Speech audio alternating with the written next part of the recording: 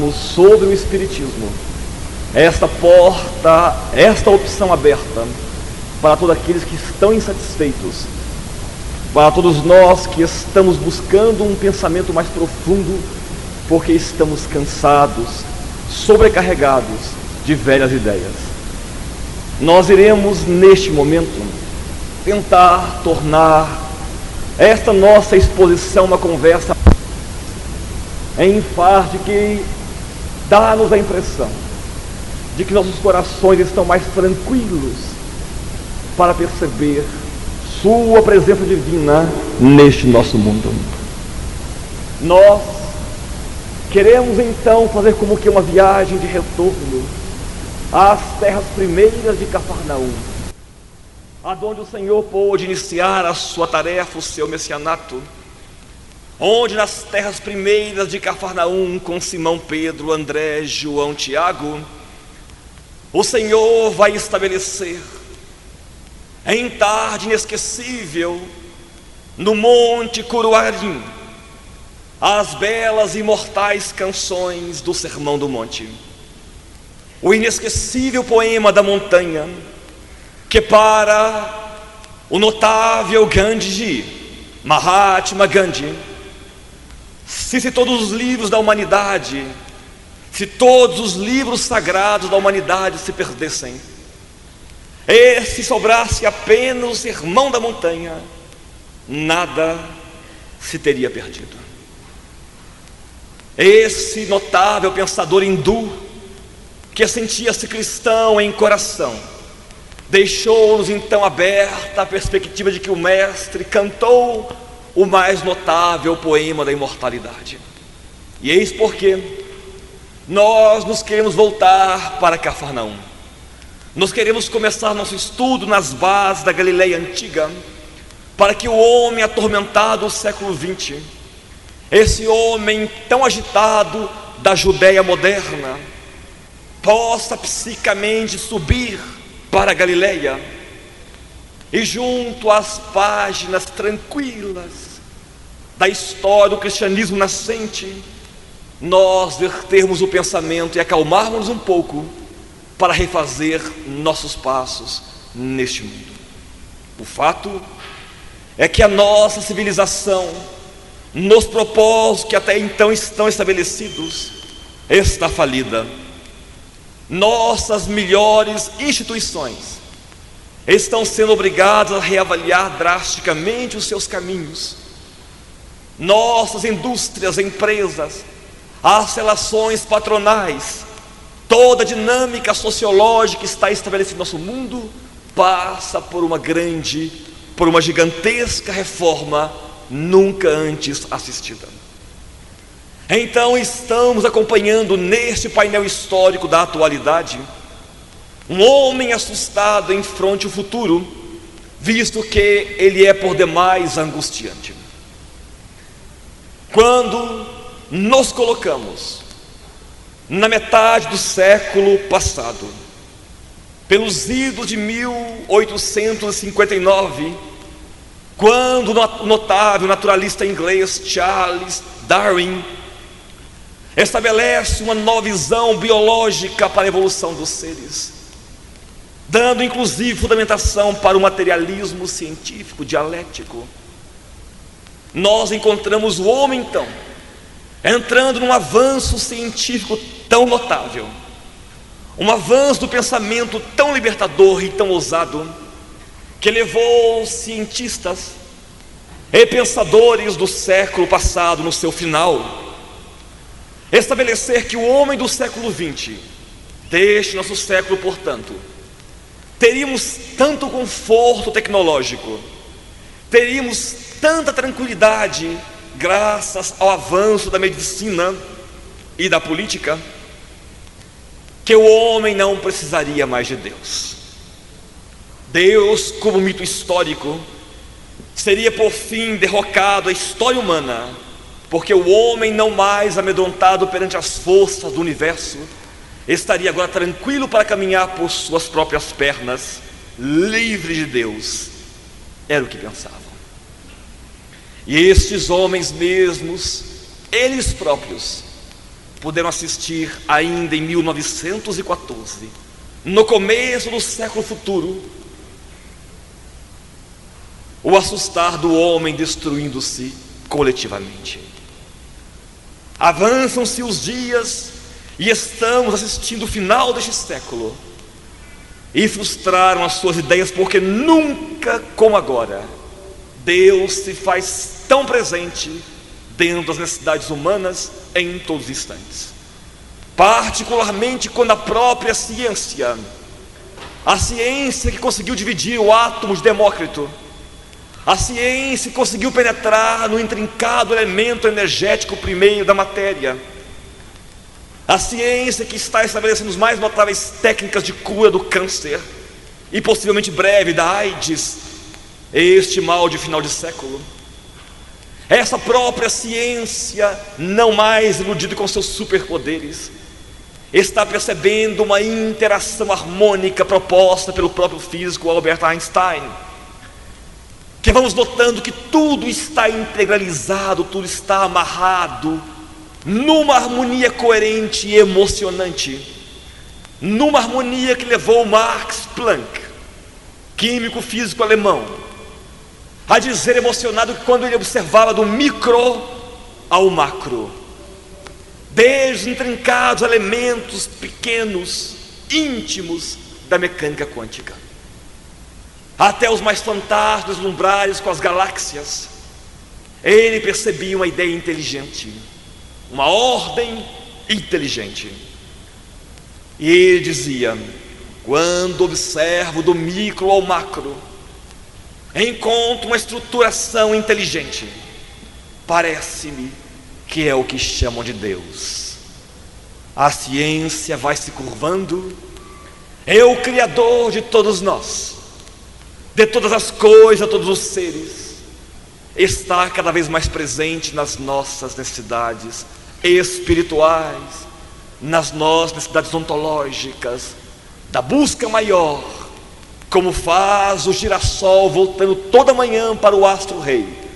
Nós a cada dia estamos inconscientemente buscando o Criador, e visto que estamos aqui reunidos para falar sobre Jesus, é sinal que já estamos conscientemente buscando-o, numa necessidade imperiosa de que já não basta mais o ter, porque sentimos uma fragilidade muito grande nas coisas que quebram, nas coisas que amassam, nas coisas que os ladrões roubam e as traças carcomem. Estamos sentindo-nos poder mais frágeis no superconforto do século XX.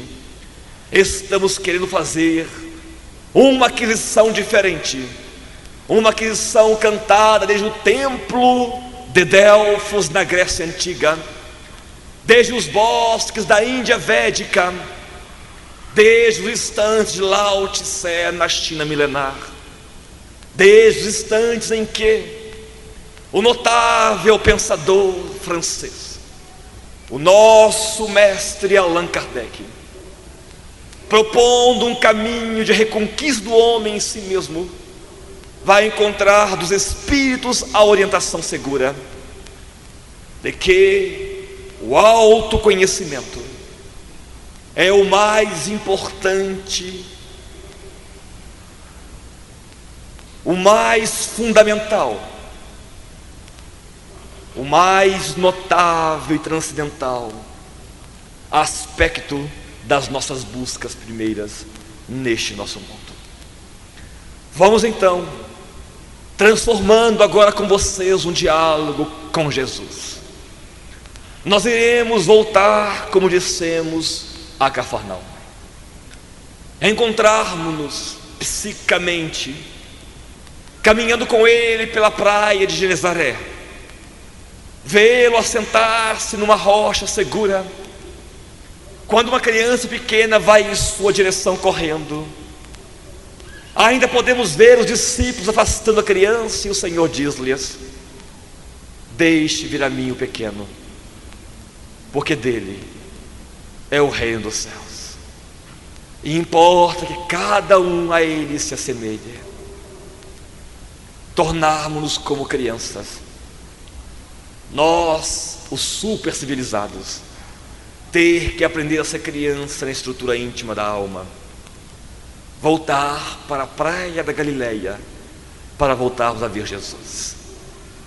Nós iremos utilizar do recurso didático do retroprojetor, iremos estabelecendo alguns diálogos com vocês, bastante à vontade, bastante espontâneo, para que possamos trazer de novo Jesus, não como quem está reescrevendo Jesus, mas como quem está relendo Jesus, como quem tem a tranquilidade, a necessidade de voltar ao pensamento do Mestre, porque o próprio notável pensador hindu reconheceu ser Jesus o mais notável pensador que a terra já conheceu. Eis porque nós espíritas não somos brâmicos, não somos hindus, não somos budistas, embora a afinidade perfeita que existe entre todos os pensadores, optamos por Jesus. Vejamos então por quê.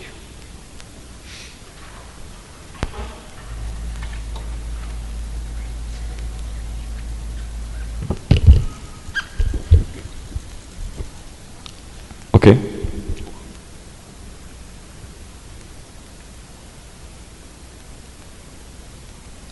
Quando começamos a pensar em Jesus, nós o reconhecemos como mestre, e ele próprio se aceitou sendo-nos o mestre, e disse com tranquilidade, lá em João no capítulo 13, no versículo 13. Talvez não dê para todos lerem, mas vai ser um referencial para a gente. Vós me chamais o mestre e o Senhor, e dizeis bem, porque eu o sou. A consciência do sou, a consciência do eu sou, perpassa por uma profunda perspectiva da realidade espiritual de cada um de nós.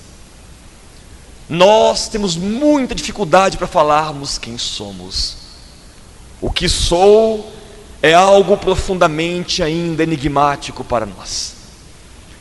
Estamos começando a perceber aquilo que talvez esteja no não sou, esteja no talvez. Quando nós observamos a nossa estrutura biológica, o nosso corpo, nós verificamos exatamente o não sou, porque o eu sou é a profundidade orientadora da vida do sou, do ser.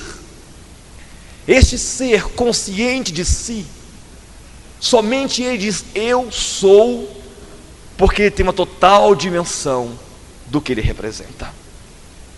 Nós estamos começando a perceber, desde que nós fomos revendo a nossa ideia sobre Deus, a nossa redimensão de espírito e matéria, quando Allan Kardec foi estabelecendo para nós, em demonstrações científicas necessárias, distinguindo um do outro, distinguindo o ser pensante daquilo que nós somos por fora no aparente ser, separando então tecnicamente a ideia do espírito da matéria, compreendendo que deformando a matéria, destruindo-se a nossa organização biológica, o ser prossegue além da vida.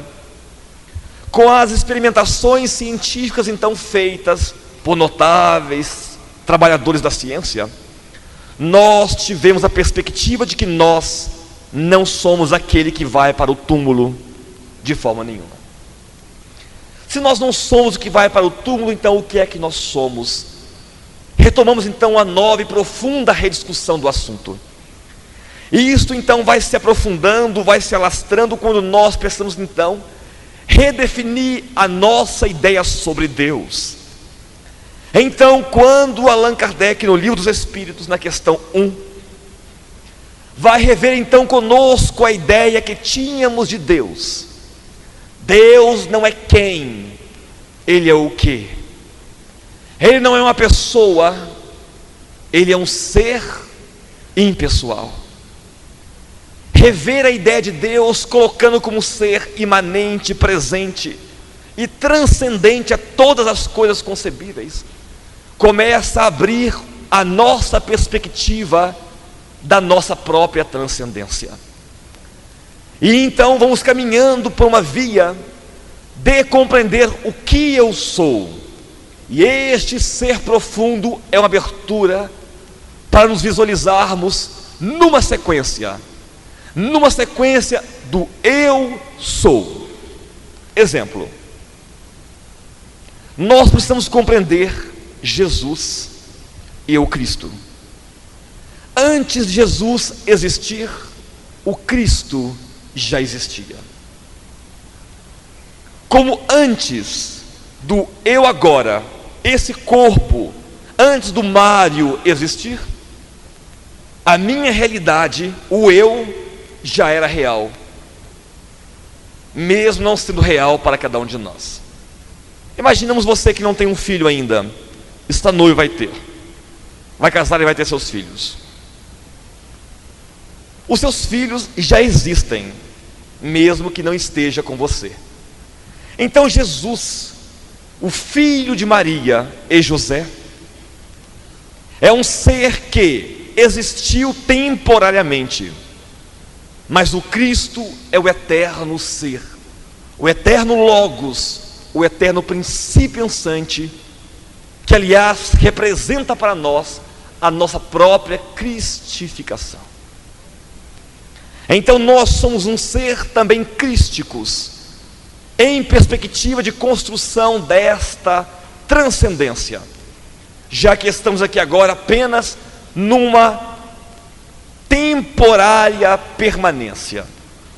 O nosso agora existir é temporário, mas o nosso ser é eterno. Essa perspectiva vai abrindo para nós uma profundidade da nossa interiorização.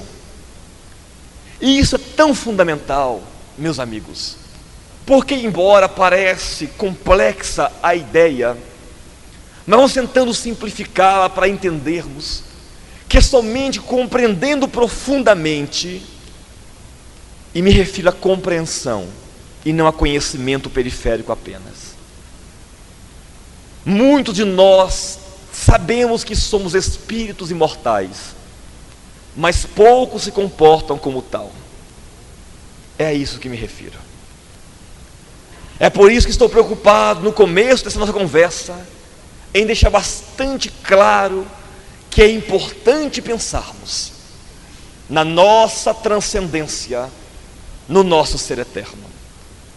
Somente com essa perspectiva muito bem estabelecida no nosso consciente profundo é que nós nos aventuramos numa busca transcendente. Do contrário, ficaremos sem motivos para caminhar nos caminhos do Senhor. Seguir Jesus para os outros será andar na mão, na via principal, mas para aqueles que estão incomodados com este mundo, que começam a ter uma perspectiva mais transcendental, seguir Jesus começa a ser a andar na contramão do mundo. É uma perspectiva de volta e não de ir no caminho comum da civilização. Por isso, uma aventura muito profunda que exige muita coragem de cada um de nós. Graças a Deus, essa coragem está virando virótica, endêmica, pandêmica e está contagiando a humanidade.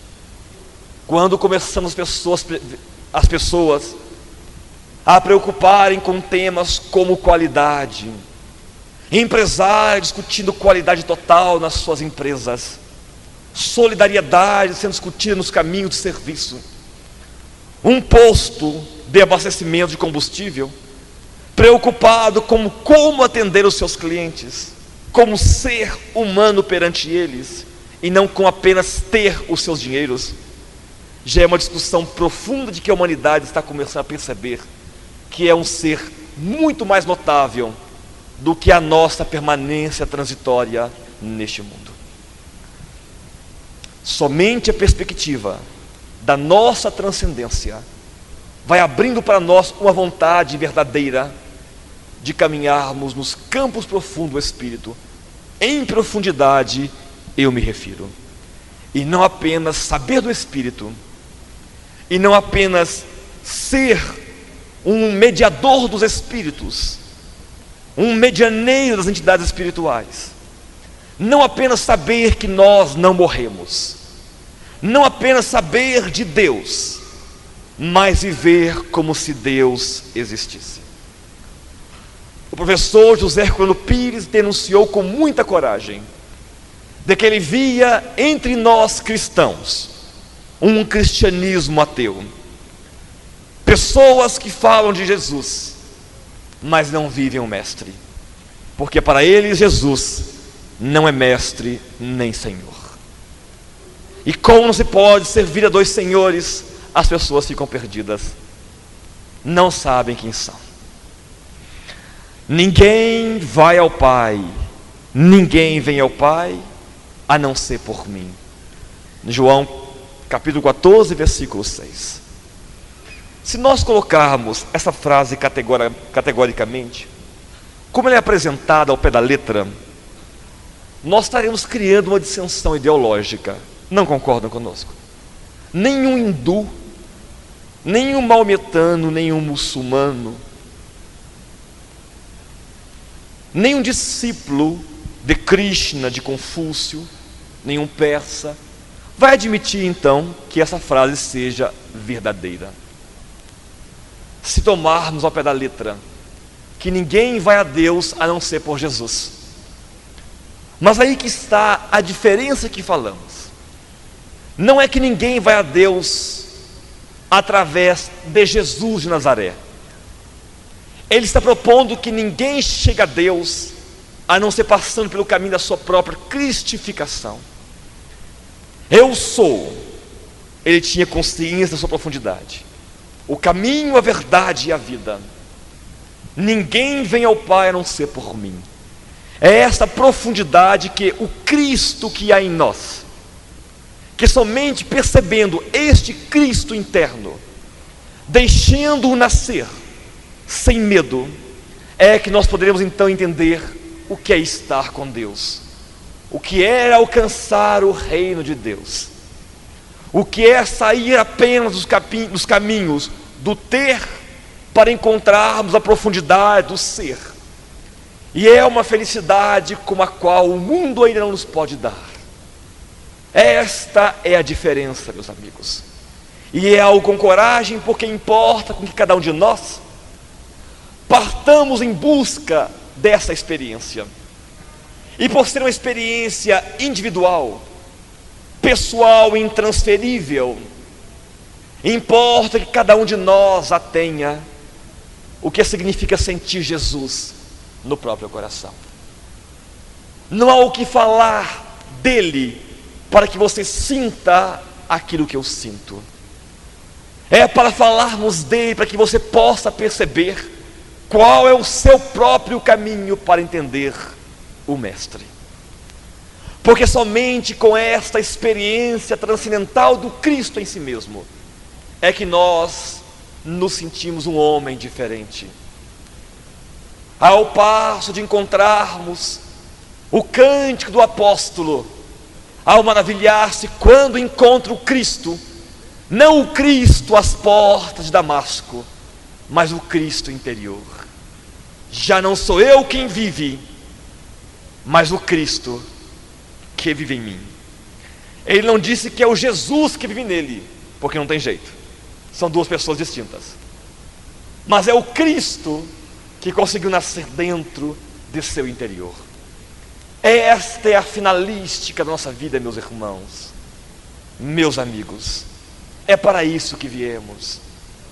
Hoje conversamos sobre estas coisas, para podermos viver intensamente um dia e entendermos o que é ser felizes. Descobrir que é maravilhoso conhecer o mundo, ter a mais bela casa na praia de Côte d'Azur, em Itaparica, é alegria muito grande ver quantos lugares belos há neste mundo. Mas isso é coisa nenhuma, isto é nada para que aguarde a transcendência na nossa espiritualização. É importante que comecemos a pensar sobre isto. É importante de tantas coisas em torno de nós haja espaço para essas verdades, para que, sendo ela semeada, um dia frutifique. Quanto mais cedo para nós, mais felizes seremos. Até lá, estaremos percebendo entre um ter e outro ter, que não é o que nós queremos. Queremos uma outra coisa, porque assim que nós temos uma coisa, já queremos uma outra.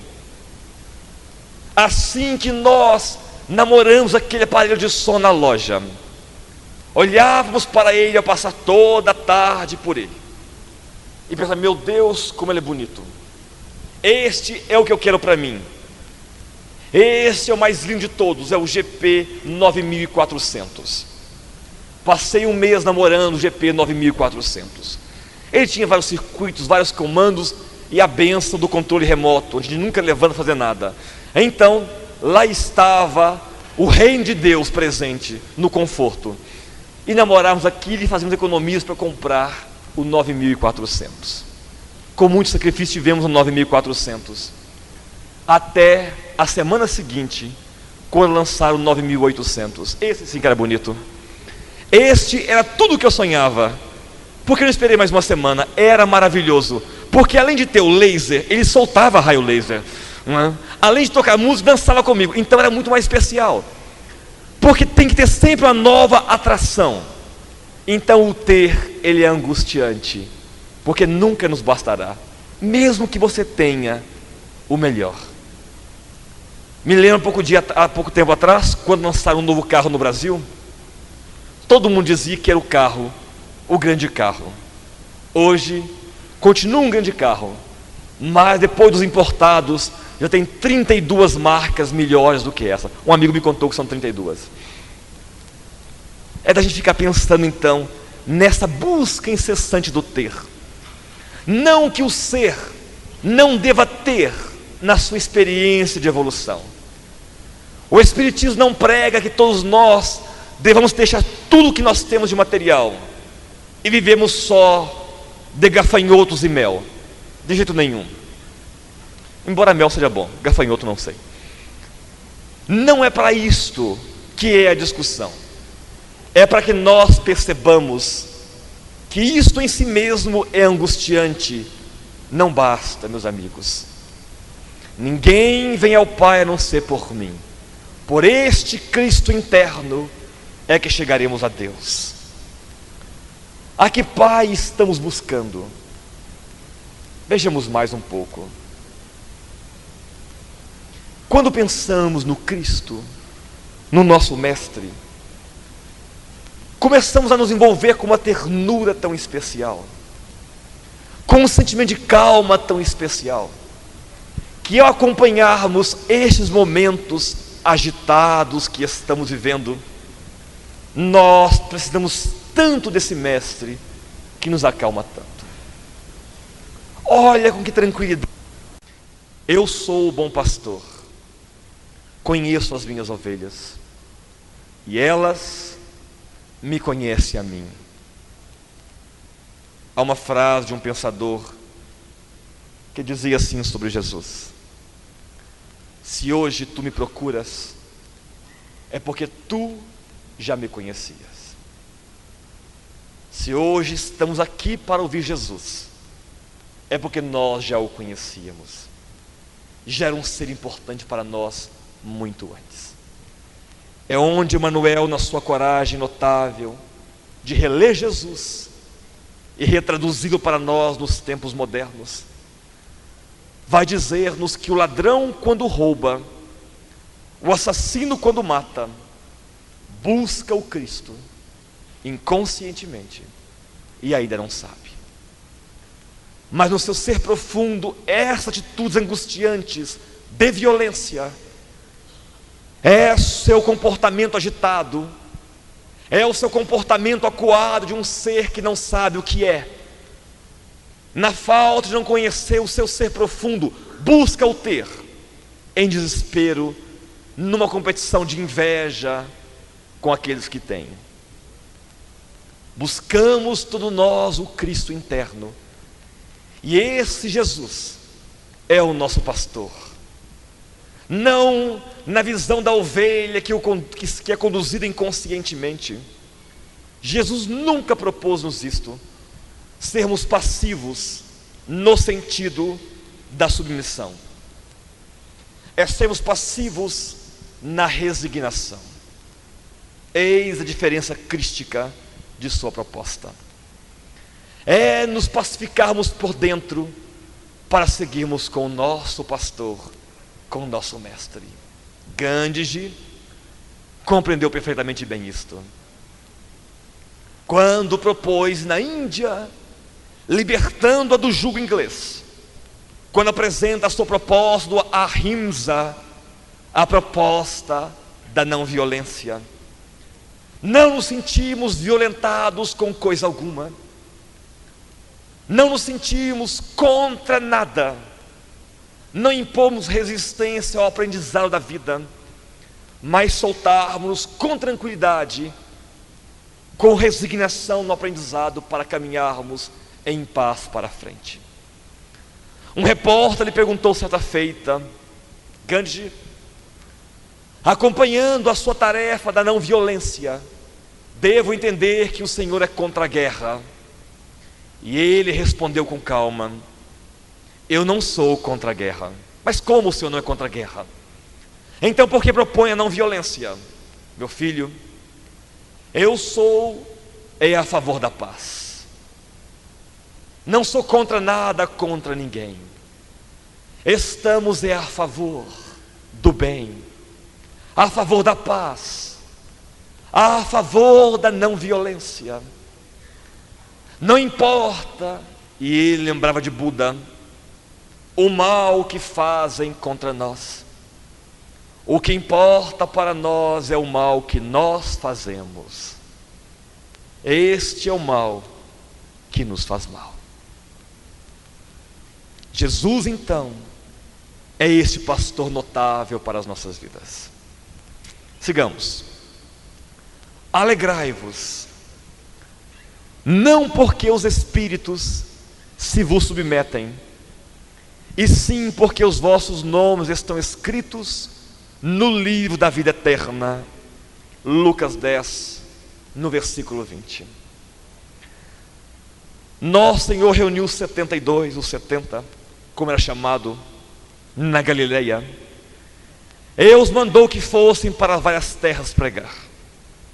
Ao voltarem, com muita alegria disseram: Senhor, os coxos andam, os cegos voltam a ver, até os espíritos nos são submissos. E o Senhor, percebendo a sua alegria, coloca para eles: bom que seja assim, mas não é tão importante que os espíritos estejam submissos a vocês. O mais importante é que o seu nome esteja impresso no livro da vida eterna. Em outras palavras, não importa para nós as nossas atividades exteriores, o que conta são os nossos feitos interiores.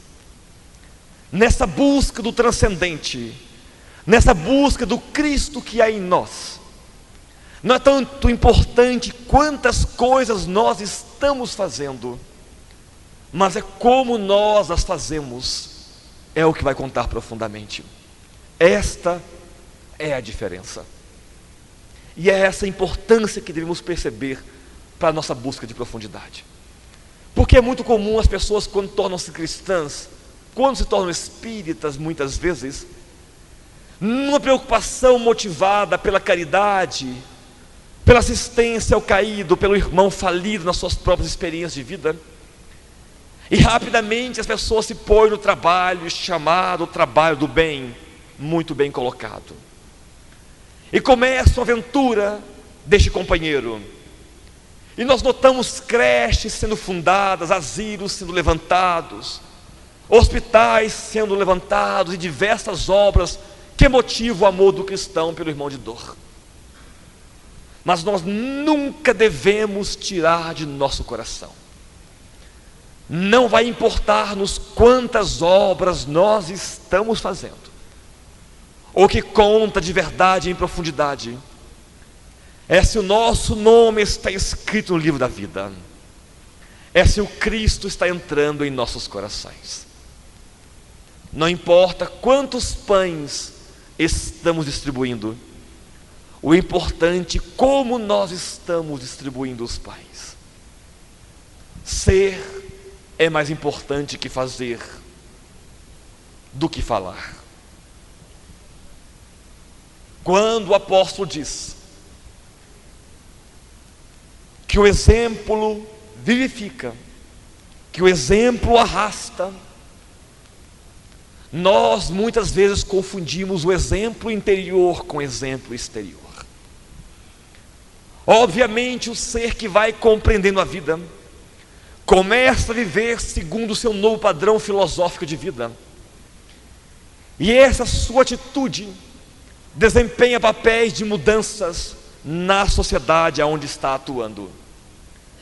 Mas o ser consciente entende que muito mais importante do que ele fala, do que ele está fazendo exteriormente, é muito mais significativo para ele aquilo que ele é em profundidade na sua realidade crística, no seu ser transcendente. Este é o verdadeiro exemplo que arrasta. Por mais que nós saibamos, por mais que nós compreendamos a vida, o que arrastamos mesmo conosco é pelo que nós somos, é pela energia que emana do ser, que vai impregnando as coisas ao seu redor, que vai tocando o coração das pessoas, que vai sensibilizando-nos até a alma. Isto é que é diferente nos grandes homens.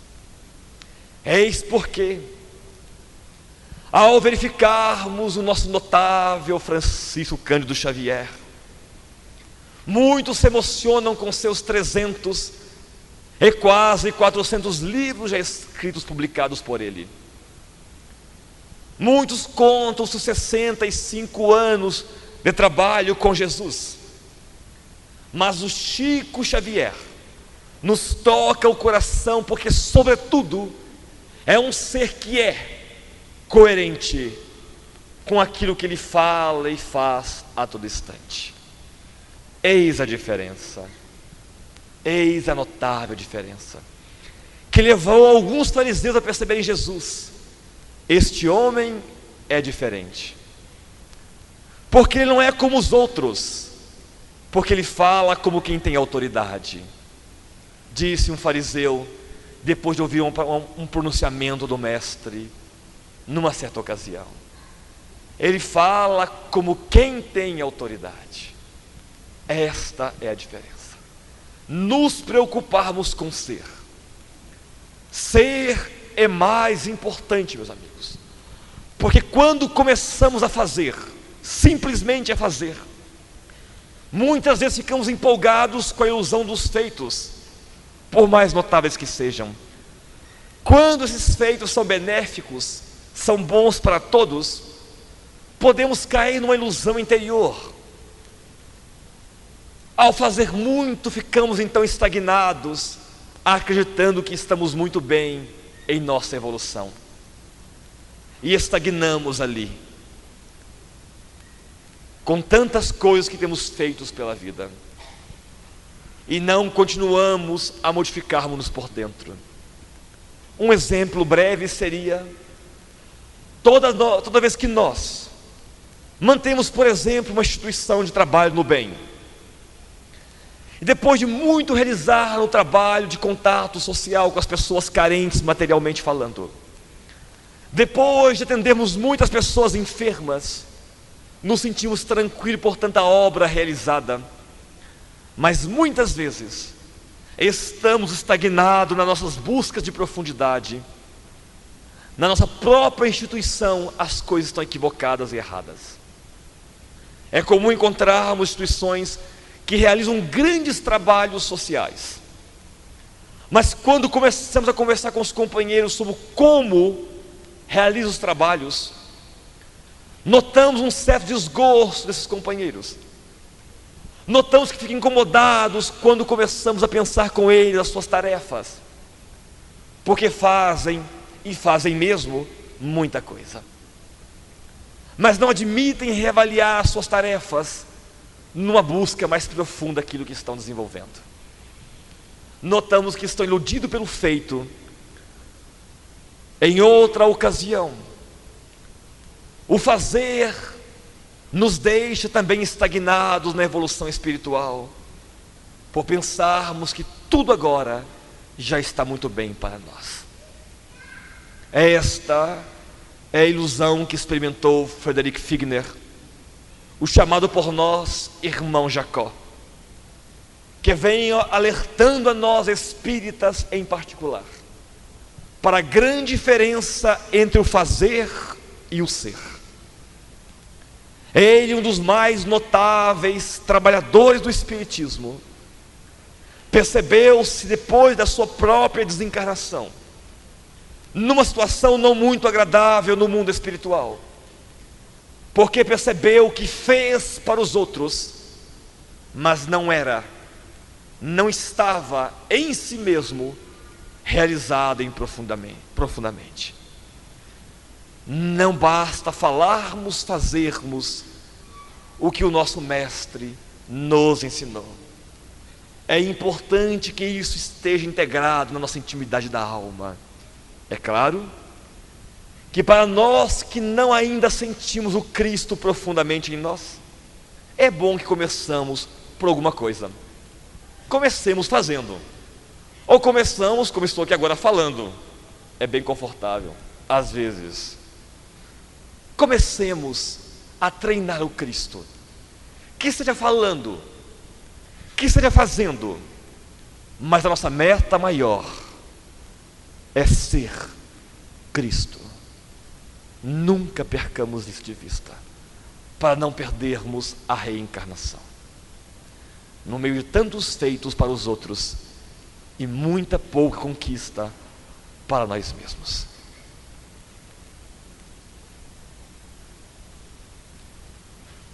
Entrai pela porta estreita. Eis ainda o grande desafio do século XX. Com todo o conforto que nós temos, já anunciando de alguma forma o reino dos céus, porque acreditamos que lá deve ser muito mais confortável do que aqui. Então, quando vemos a tecnologia trabalhando em prol de um mundo mais confortável, um mundo mais tranquilo, nós ficamos sentindo que estamos começando a implantar um mundo melhor, o reino dos céus aqui na terra, dando vida mais digna, mais confortável para todos nós. Todavia, meus amigos, essa busca do ser interior ainda se faz pela porta estreita. Nunca percamos isso de vista. Este é o grande feito. Não nos iludamos com esse super conforto moderno, com as facilidades que possuímos hoje, porque a busca de profundidade do Cristo ainda se dá num estado solitário, num estado de solidão, muitas vezes. Não nos enganemos. Aprendemos a cada dia a estar um pouco sós. É importante aprender a estarmos sempre um pouco sós, para encontrar este caminho para o mundo de dentro. Porque nós, quando estamos com Jesus, quando estamos com Cristo, nós conhecemos a solidão, mas jamais o abandono, como fala-nos Emmanuel no Ave Cristo. Quem conhece Jesus conhecerá a solidão, jamais o abandono. Como Cristo, como mestre na cruz solitário, lá estava ele só, nenhum amigo. Não tenhamos dúvida de que o processo de nossa cristificação por mais notável que sejam as nossas relações interpessoais, por mais que a ética moderna está redescobrindo a solidariedade, ainda descobrimos que a entrada no país do Cristo interior é algo pela porta estreita e, portanto, sozinhos. Prepararmos-nos para isto em técnicas muito simples, aproveitando da meditação, da oração. Não fazermos da oração como faziam alguns fariseus, que oravam para os outros ver. Fazer da oração um processo profundo de canal de comunicação com Cristo. Muitos temos orado para colocarmos submisso a nós os espíritos, para afastar espíritos ou para atrair outros espíritos, afastar os maus, atrair os espíritos bons. É hora de começarmos a usar da oração como um processo confidencial de contato com Deus interior, sem pressa, gastando tempo com a alma que não morre. Aliás, era a preocupação de Jesus, vendo as nossas agitações. Gastam tanto tempo para conquistar o pão para o corpo que morre, sendo que deveriam gastar muito mais tempo para o espírito que não morre. É uma grande realidade. Dar um pouco de pausa em nossas vidas, no caminho da oração, da meditação profunda, silenciosa, voltada para dentro, para começarmos a encontrar este caminho para dentro, não mais para fora. Para fora temos muitos caminhos, muitas vias de transporte, muitos meios de transporte. Para dentro é o caminho da porta estreita, geralmente pela meditação, pela oração e pelo trabalho silencioso no bem. Vamos pensando sobre essas coisas, meus amigos. Certa feita, Jesus chegou a Betânia, na Judeia, uma cidade próxima a Jerusalém. Lá vivia Lázaro e suas duas irmãs, Marta e Maria. Nosso Senhor entra à casa de Marta e é por ela recebida com muita alegria. E ele começa a falar das coisas do reino dos céus. Surpreendentemente, Maria, sua irmã, coloca-se junto a Jesus para ouvi-lo, embevecida. Era comum à época as mulheres terem que preparar a água quente para molhar os pés dos homens, preparar as refeições para os homens que estavam na casa. Marta vem logo queixar para o mestre: Senhor, reprima Maria, porque estou aqui com tantos afazeres e ela me deixa só. E o Senhor tranquilamente coloca para Marta: Marta, Marta, estás tão distraída, tão agitada com tantas coisas. Maria escolheu a melhor parte, parte essa que ninguém lhe poderá tirar. Ficamos pensando, meus irmãos, quantas vezes nós temos Jesus hospedado em nossa casa, e Marta agitada e distraída com tantas coisas, preocupada com os afazeres da casa, e Maria não. Maria sabia que uma chance como aquela teria muito pouca. O mestre estava em sua casa, ouvi-lo era mais importante. Estar com Cristo é imprescindível. Abre mão de todas as distrações para se estar com Ele por um pouco, porque é tão pouco tempo que temos chance de apreciá-lo em profundidade. São tão poucos instantes de êxtase espiritual para sentirmos Jesus. Não podemos perdê-lo. Não podemos perder essas experiências transcendentes. Marta, Marta, estás agitada com muitas coisas, e uma só te é importante. Maria escolheu esta melhor parte. E o Senhor, concluindo o sermão da montanha, vai propor-nos exatamente isto. Não se agitem tanto com tantas coisas. Acalmemos um pouco, porque o ter é insaciável. Se nós tivermos uma casa de campo, queremos ter uma de praia, queremos ter uma de montanha. Se temos um carro para o pai, queremos ter uma para a mãe, um para o filho. Se conhecemos a Europa, queremos conhecer a Ásia. O ter é insaciável. É importante não nos agitarmos com tantas coisas. Isso não é uma proposta para empobrecer nossas vidas, para sermos pessoas ignorantes de jeito nenhum. É uma proposta de tranquilização das nossas buscas.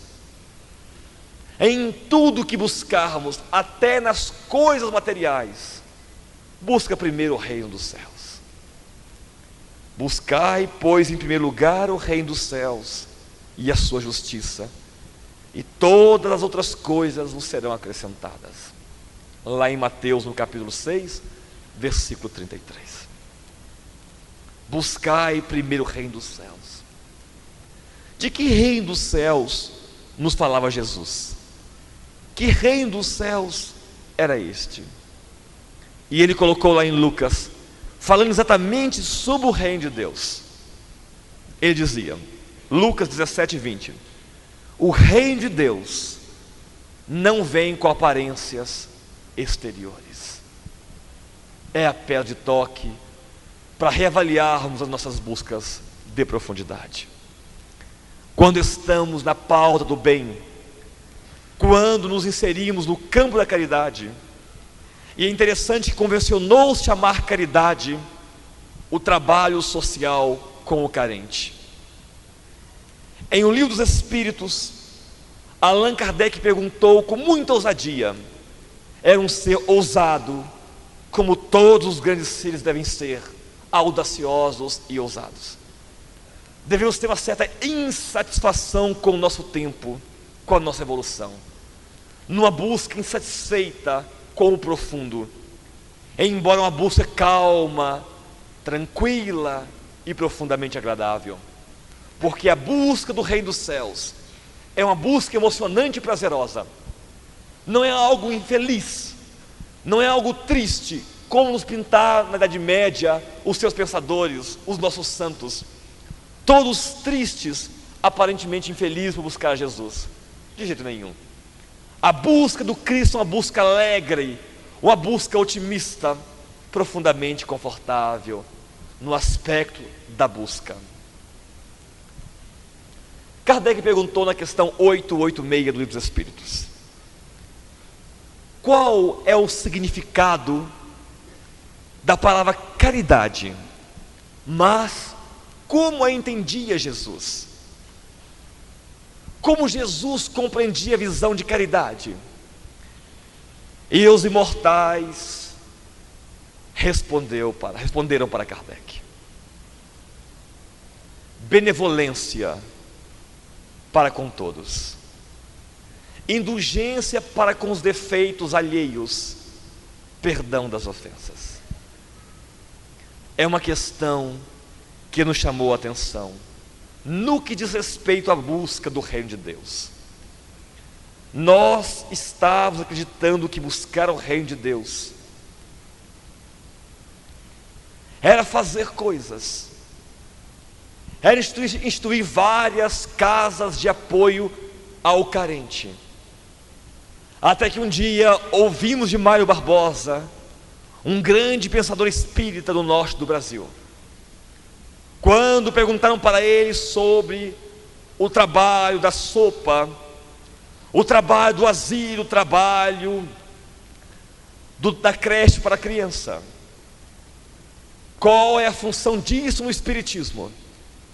Ele respondeu com muita coragem que para alimentar os pobres é uma função social do governo e não do espírita. É um compromisso dos nossos governantes em solucionar o problema social da miséria no país. Mas numa tarefa de emergência, não concebemos de braços cruzados perante tanta miséria lá fora. Importa-nos, por amor ao semelhante, que nós aliviemos as suas dores, já que não temos recursos para solucioná-las, visto que a solução se perpassa por dinâmica sociológica muito complexa e, aliás, ademais da própria dinâmica da reencarnação dos seres. Mas importa que intervamos numa dinâmica de amor ao nosso semelhante. É a visão da Karma Yoga, do trabalho de contato com o próximo, o trabalho social. Mas importa que entendamos que a busca do reino de Deus transcende a isto, embora passa por este caminho também, porque seria por demais anticristão ficarmos indiferentes com tanta fome, com tanta criança abandonada neste nosso país. Seria uma postura no mínimo antissocial, antipolítica, que não comporta-se para um cristão. Mas importa que nós transcendamos apenas ao fazer. É importante que não coloquemos a caridade social como fim das nossas vidas, mas como meio para alcançarmos atividades muito mais profundas nesta busca do ser, nessa busca do sou em profundidade. O reino de Deus é semelhante a um fermento. O reino de Deus é semelhante a um tesouro. É uma verdade, meus amigos. Quando nós começamos a perceber o Cristo em nós, é alguma coisa que se fermenta. Um pouco de fermento leveda toda a massa, colocou o Senhor. E todos nós, toda dona de casa e dono de casa, século XX é assim, todos nós sabemos dessas coisas. Um pouco de fermento só que se usa, e a massa toda é fermentada, é levedada. Começa o processo por este caminho, uma experiência de Cristo em nós. No dizer do reverendo Sheldon, o notável pastor americano, uma experiência de Deus é suficiente para nos contagiar e transformarmos-nos em pessoas diferentes. Depois, meus irmãos, que nós conhecemos Jesus, nunca mais necessidade de ter. Meu filho, neste mundo há pessoas tão pobres, mas tão pobres, que só conseguem ganhar dinheiro na vida, mais nada. E nós ficamos pensando nisso. Aí compreendemos de que tesouro falava Jesus, e de que tesouro devemos vender e dar a esses pobres, e seguimos com Cristo. Embora saibamos e não tenhamos dúvida disto, que muitas vezes, e não são poucas, seguir Jesus e andar na contramão do mundo é uma experiência muito interessante, embora muito saudável, uma experiência notável. Assim, a busca do reino de Deus é em primeiro lugar.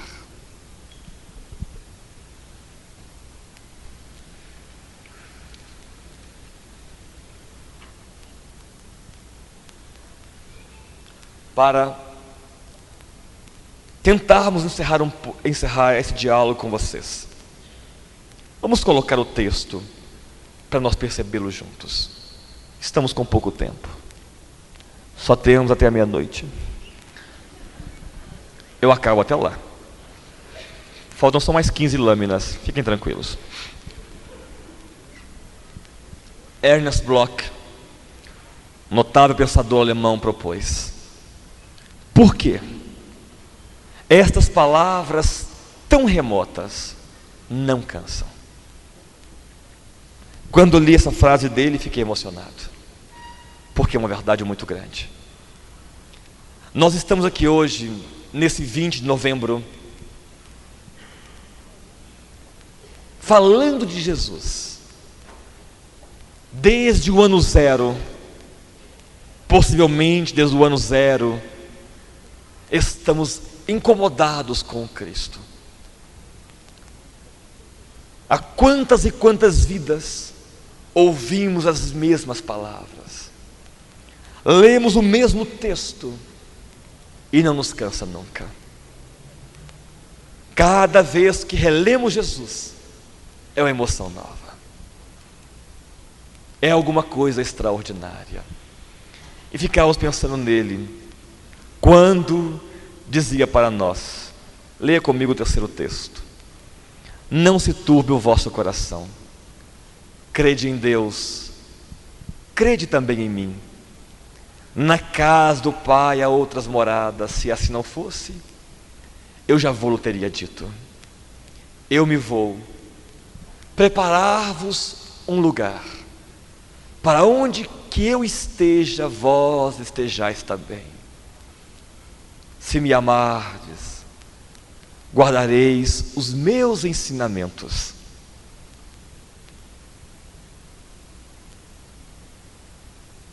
Eu sou o bom pastor. As minhas ovelhas me ouvem porque me conhecem. Como podemos cansar-nos de ouvir essas frases? Eu me vou, mas quando eu me for, eu rogarei ao Pai, e Ele vos enviará um outro Consolador, que o mundo não vê nem conhece, mas vós o vedes e o conheceis. Ficamos pensando nisto, e não há como cansar, pensando em Jesus. Certa feita fiquei pensando, por que será que Jesus, na cruz, solitário, falou para nós: meu Deus, por que me abandonastes? Eu ficava pensando, mas o Cristo falar que Deus o abandonou, e nós então? Cheguei a acreditar que é uma frase impossível de sair da boca do Cristo. Mas vamos analisá-la melhor. Outra frase dele foi: Pai, perdoa-os porque não sabem o que fazem. Ora, perdoar é um ato humano e não divino. O homem perdoa, Deus não perdoa, porque Deus não se ofende jamais. Quando perguntaram para Mahatma Gandhi quantas vezes ele já havia perdoado, ele respondeu: nunca. Então o Senhor é um ser contraditório, que prega o ahimsa, mas não perdoa as pessoas. Minha filha, dizia ele para a repórter inglesa, eu nunca perdoei, porque nunca, jamais me ofenderam. Se Gandhi não se ofendeu jamais, imaginem Deus, se vai ofender com crianças brincando na praças, por causa dos seus brinquedos ficam brigando. Perdoar é humano e não divino. Divino é não perdoar. Fiquei pensando, por que o mestre nos disse: Pai, perdoa-os porque não sabem o que fazem? Um dia, lendo Jesus, percebi o que ele queria dizer com aquilo. Leiam comigo. Porque eu vos dei o exemplo, para que como eu vos fiz, façais vós também. João 13:15. Era o exemplo do treinamento. Quem não consegue não perdoar, o caminho primeiro é perdoar.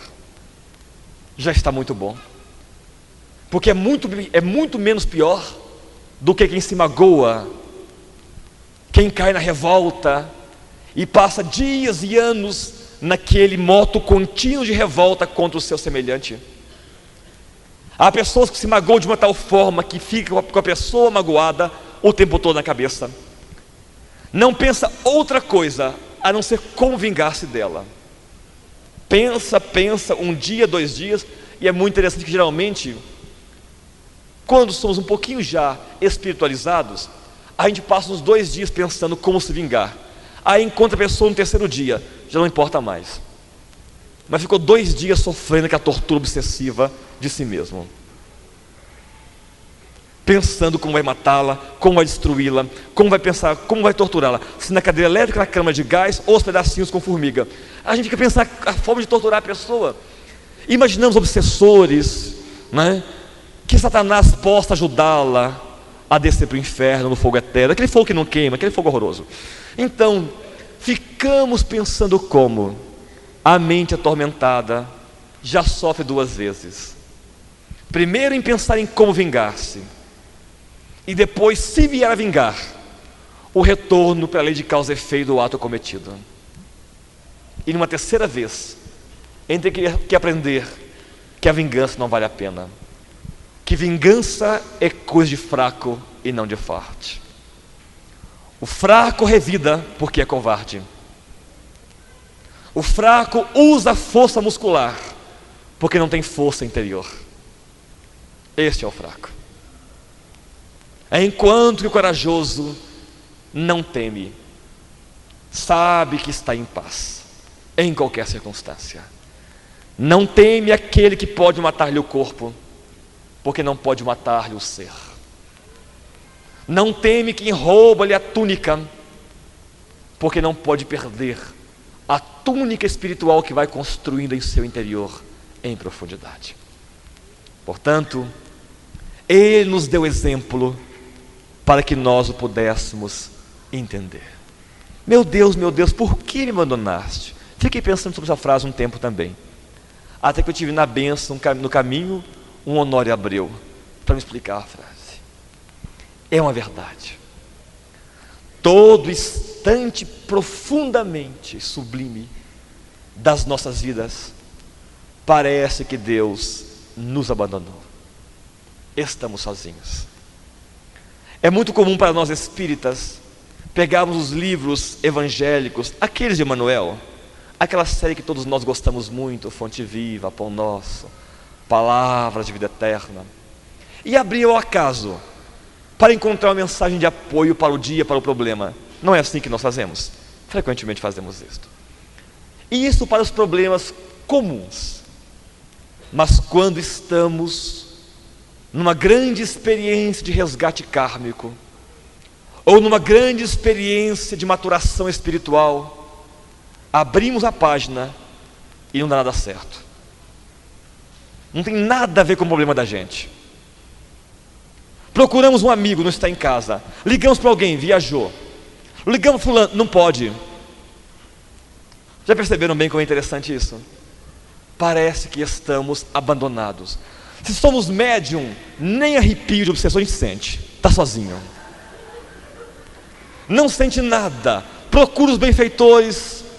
Foram todos embora, deixando a gente na experiência da crucificação, porque é o caminho estreito da cristificação.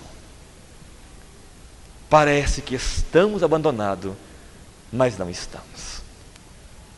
É um parecer para que nós desenvolvamos em profundidade a certeza de Deus. Nunca foi tão importante, meus irmãos, a certeza de Deus como agora. Crede-me que estou no Pai, e o Pai em mim. Crede ao menos por causa das mesmas obras. Jesus, o Cristo, é o nosso mestre triunfante. Importa que Ele continue conosco. Importa que nós o percebamos como via para alcançar a Deus. Nunca como agora, meus amigos. Eu sou o bom pastor. O bom pastor dá a vida pelas suas ovelhas. Eu sou a ressurreição, a vida. Quem crê em mim, ainda que morra, viverá. Eu sou a videira verdadeira, e o meu Pai é o agricultor. Vós já estáis limpos pela palavra que vos tenho falado. Permanecei em mim, e eu permanecerei em vós. Como não pode o ramo produzir fruto de si mesmo, se não permanecer na videira, assim nem vós podeis dar, se não permanecerdes em mim. Se permanecerdes em mim, e as minhas palavras permanecerem em vós, pedireis o que quiserdes, e vos será dito, e vos será feito. O meu mandamento é este: que vos ameis uns aos outros, como eu vos amei. Jesus foi notável. Aquele mestre que chorou com Lázaro, quando descobriu que estava morto, para que mostrássemos para nós que era um ser sensível às nossas dores. Um mestre que se alegrava com as crianças à beira-praia em Cafarnaum.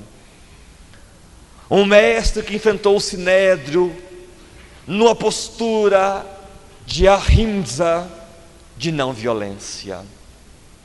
Um mestre que a todo instante deu-nos exemplo para que nós não duvidássemos a que caminho seguir. Meus amigos, irmãos de ideal cristão, irmãos espíritas, paremos um pouco as nossas vidas. Estamos muito agitados com muitas coisas. É hora de pararmos um pouco em torno de nós, para que nós percebamos o Cristo que há dentro de cada um de nossos corações. Há tanta coisa acontecendo, dando sinal de que o mundo está falido, de que o mundo está atormentado em muitos aspectos. Mas há muita coisa acontecendo, anunciando que o mundo está querendo mergulhar-se em profundidade nas buscas transcendentais do ser. A solidariedade é uma palavra comum. A ética, o comportamento ecológico são primícias de um reino feliz neste mundo. Nós não temos dúvida de que o Senhor não nos enganou, e Ele anunciou-nos uma nova Jerusalém, comprometida com o bem verdadeiro. Anunciou que no fim dos tempos viria o Consolador, para reconduzir-nos nos caminhos do Senhor, para levar-nos para o caminho do autoconhecimento. Em última análise, o reino de Deus em nós é a conquista do ser de si mesmo. É a grande garantia de que nós somos, de que nós não simplesmente estamos, mas que podemos ser em profundidade. Num processo calmo, meditativo e feliz. Aprendendo conosco, caindo, levantando, não importa. Não importa se nós erramos neste mundo. Ao contrário de que muita gente pensa, errar não faz mal. O que não faz mal é ficar caído. O que faz mal é ficarmos caídos da vida. Não é quantas vezes caímos, é quantas vezes levantamos. É o que conta. Certa feita, estando um pouco atormentado nessas buscas do profundo, porque é comum, quando começamos a mergulhar em nós mesmos, nos deparamos com um passar de sombra, ficamos meio assustados e fugimos. Eu não quero nem saber quem eu sou, Deus me livre. E esse medo de nós mesmos nos mantém equivocados na ilusão. É claro que ao penetrarmos em nós mesmos, encontraremos um ser sensacional, um homem fantástico, criado para a luz, como diz o Caetano Veloso, o homem que nasceu para brilhar e não para passar fome de coisa alguma. Então nascemos para brilhar, e há um ser notável em nós. Todavia, É claro que no meio das trevas do ontem, há umas trevas incomodando hoje, e temos que localizá-las com muita calma. Num caminho bem organizado, bem pensado, fazer essa viagem para dentro de nós, uma viagem planejada, estudada, para que nós não nos percamos. Portanto, esta viagem para dentro, ao perceber os problemas que nós temos, o nosso lado negativo, não nos assustarmos, mas com calma começar a reendireitar os caminhos para uma vida nobre e feliz. Esta é a tarefa. Então, atormentado um pouco com as sombras, resolvi desistir de continuar no caminho espírita. Até que um amigo apareceu-nos no caminho e disse: meu filho, não faça isso. Não importa como você chegue no final, se for com os joelhos sangrando, com a roupa rasgada, mas vá até o final. A perseverança é condição de salvação. Não desista por nada. Mantenha no seu caminho de autopesquisa, de autodescoberta, mesmo que te assustes por algum instante. E diz-nos certa feita o querido amigo Raul Teixeira: Mário, aprenda a ser como os bambus. Vem a tempestade, eles balançam, lambem o chão, mas não quebram e não caem. Ao passar a tempestade, se reerguem e continuam crescendo para cima, para a luz. Não tenha medo de encontrar consigo mesmo. É uma tarefa urgente. Não desanime jamais. E Tagore completa Raul, o notável pensador hindu: mesmo que tu, sendo um bambu que agora seco, queda e tomba sobre a terra, transforma-te numa flauta na mão do cantor. Portanto, nunca desistirmos dessa busca interior como tarefa maior de nossas vidas. E Jesus permanece sendo esse amigo inesquecível. Este amigo que, ao voltarmos um pouco para as páginas do cristianismo nascente, ao caminharmos com ele pelas praias de Cafarnaum, seguindo as pegadas de Tiago, de João, André, Pedro e os outros, nós encontramos aquele meigo amigo, aquele inesquecível companheiro e rabi, a conduzir os nossos passos pelo caminho da paz. Como cantou Ezequiel: bem-aventurado és tu, sol nascente das alturas, que veio alumiar os nossos passos pelos caminhos da paz. Que Jesus permaneça guardando nossos passos no caminho da paz. Nunca desistamos de Jesus, meus amigos. Vendamos todos os tesouros, se preciso for, para estar com o Mestre. Este caminho para Deus, este caminho para o Cristo interior. Que Jesus permaneça incondicionalmente como nosso amigo maior. Nesses tempos de violência, comecemos a sermos pacificadores, mansos de coração, simples no espírito, puros e tranquilos, para herdarmos o reino de Deus. Que o Senhor conduza-nos em paz, abençoe a atividade espírita dessa cidade, direcione a semana espírita para o alto entendimento de cada um de nós. Que após cada diálogo com os expositores que vierem aqui, nós possamos ir para nossos lares e entrarmos um pouco em nós mesmos e sentirmos que vale a pena viver neste mundo. Não desistimos da vida por nada. Está difícil, é claro, mas é a porta estreita que nos cristifica. Mantenhamos-nos firmes no caminho, meus amigos, porque breve será amanhã para a humanidade. A noite está passando, diz Dr. Bezerra de Menezes, pela voz de Divaldo Franco. Já estamos vendo os sinais da alvorada. Quem tem olhos de ver, veja. É sinal da nova era, e nós estaremos lá.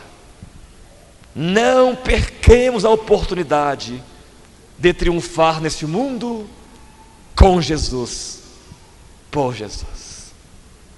Que este Mestre nos conduza em paz. Muita paz e muito obrigado. Muito obrigado. Muito obrigado. Muito obrigado. Muito obrigado. Muito obrigado.